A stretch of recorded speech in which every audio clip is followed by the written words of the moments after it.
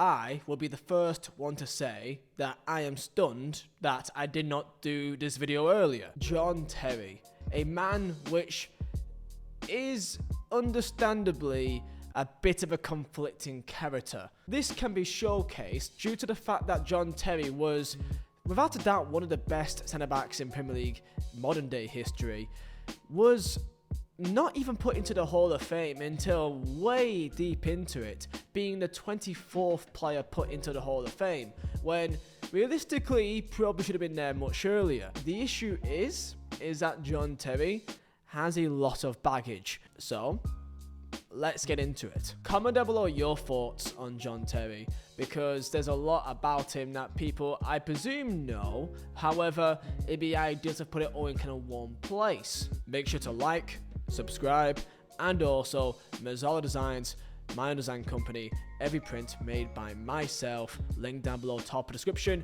Use code Vizeh for 15% off all items. And thank you for the support on the channel too. So, JT, there we go.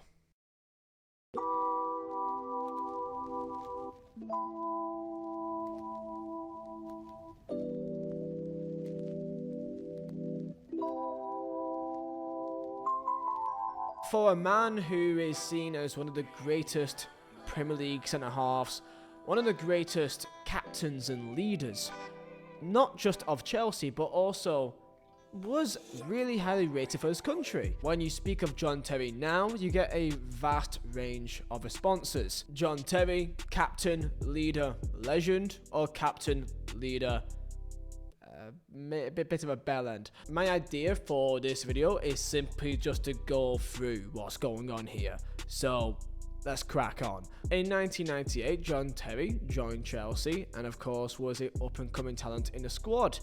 He was getting some good money. When you're a young player, you're making money, you buy a nice car. So he bought himself a nice shiny Bentley. Now there's a story that the likes of Dennis Wise, who of course was an experienced player within that Chelsea team, saw him drive through the training ground and grabbed him by the throat, telling him, "Who do you think you are?" and to sell that immediately. Proper Chelsea. Love that.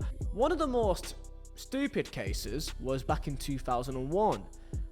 Around 9/11, John Terry joined the likes of Good Johnson and Frank Lampard, went on a night out. On the night of 9/11, they went out. That wasn't really the issue. Maybe the stripping down in front of people, vomiting in front of relatives grieving from the Twin Towers, and also hurling abuse at them, may be the problem. The likes of John Terry, Frank Lampard, Good Johnson was fined up to £130,000. Oh yeah, and John Terry also loves clubbing. And by clubbing, I mean people around the head. John Terry, on a night out celebrating the birth of someone's baby, apparently got into a fight with a bouncer at a nightclub. He broke his hand in the process and was accused of bottling him. What a way to celebrate the birth of a child. The next year, he was also out in Essex, obviously, in a nightclub. Allegedly, went to the bar, he peed in a pint glass, and dropped the pint glass on the floor in a nightclub. This, of course, was caught on CCTV, and when he was put forward with this, he said that he couldn't make it to the toilet because he had a broken toe. How he ended up in a nightclub in the first place is also a mystery to me. Of course, during this time period, Chelsea was doing incredible with the incredible 2005 Chelsea team, winning the Premier League with that exceptional defensive record. John Terry was, of course, making a name for himself, and he got a bit carried away. So he liked a woman, allegedly having intercourse with women on the hard shoulders of motorways, breaking into his teammates' houses to also do that as well. Back at the cinema, easy. Even in a nightclub toilet, light work. Apparently, one woman also had a broken leg. And by the way, if you don't believe me, of course, there will be articles and there will be headlines from this. This was always documented. And this also was around the time of, in the 2000s, there was a lot of information and a lot of, like gossip, tabloids about a ton of England footballers. And this was a huge part of the problem. Makes you less surprised of why England barely did anything during the golden generation. In 2008, of course, John Terry was in the Champions League final, and he did actually play in it, going all the way to the penalty shootout, where he took a penalty, slipped, and missed. And this is where most people typically remember him. I'm just kidding, that's not how people usually remember him. Wayne Bridge. He knew Wayne Bridge from his time back at Chelsea, and he still kept in contact with him. And with that contact with him, he also knew the people that he was around. A woman by the name of Vanessa Peroncel, actually. Accusations was made, and he was indeed stripped from the captaincy from England. One of my favourite quotes was from Carlos Tevez, of course, Wayne Bridge's teammate at the time, played at Man City, with a quote, "If you do that in my neighbourhood, you will lose your legs." Now, the main issue with this, and probably the main problem, is the fact that allegedly this may have never happened. There was an article 8 months ago that was an apology to Vanessa, saying that they apologised for putting out this article. The main issue is no one knows about that and no one really cares, which is actually probably the real travesty of this entire situation. But if it was not Wayne Bridge that you remember, then you absolutely know this. Anton Ferdinand. There was a case between QPR and Chelsea back in 2012 where allegedly there was an accusation from Anton Ferdinand on the pitch towards John Terry, accusing him of being with his teammate's missus, and allegedly John Terry replied back with a racist remark.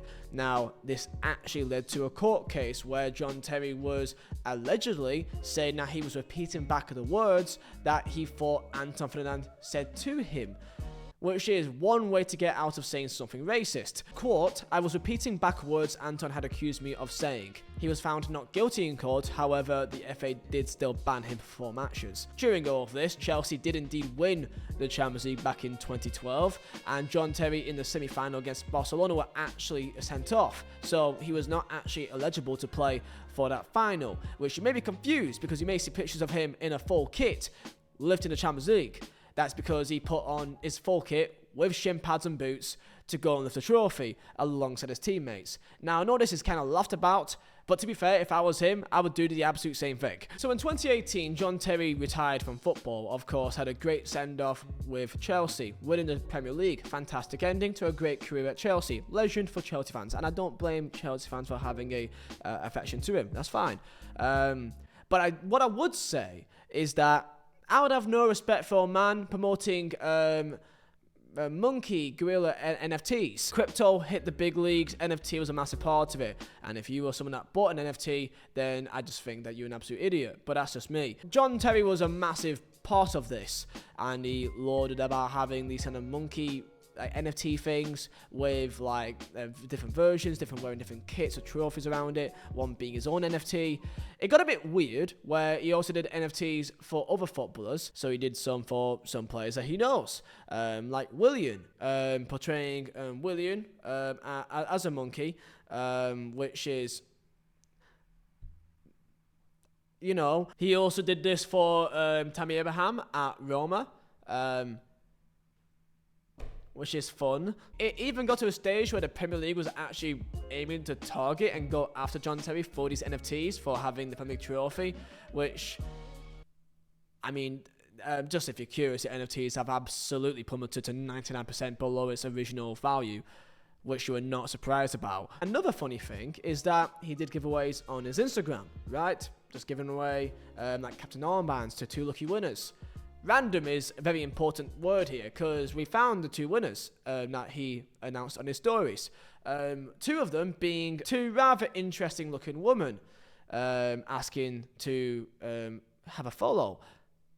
I'm sure they are completely random. Now, these are all just a variety of stories regarding John Terry, which some are just, stupid footballer nonsense, and some are actually just really stupid. But the thing is with John Terry, because of all this together as one footballer, leads to a certain view of how people see him as an actual footballer with his Premier League legacy. Because when it comes to the Premier League Hall of Fame, people do feel a certain way about him because they may just not like him as an actual bloke, which is fine.